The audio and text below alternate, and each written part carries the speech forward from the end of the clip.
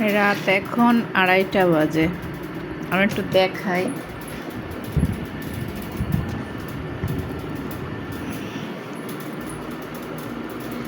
এই যে 2:34 বাজে।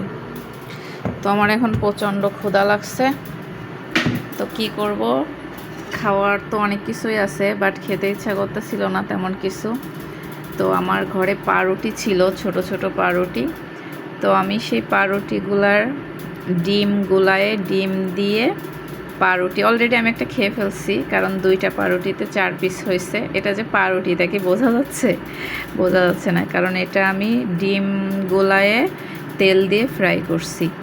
তো এটা দেখতেও যেমন সুন্দর, খেতেও কিন্তু অসাধারণ লাগছে। তো এই যে অয়েল অবশ্যই একটু বেশি হয়েছে। তো রাত 2:30 বাজে, এখন আমি ক্ষুধা নিবারণ করতেছি এটা দিয়ে। সেই স্বাদ।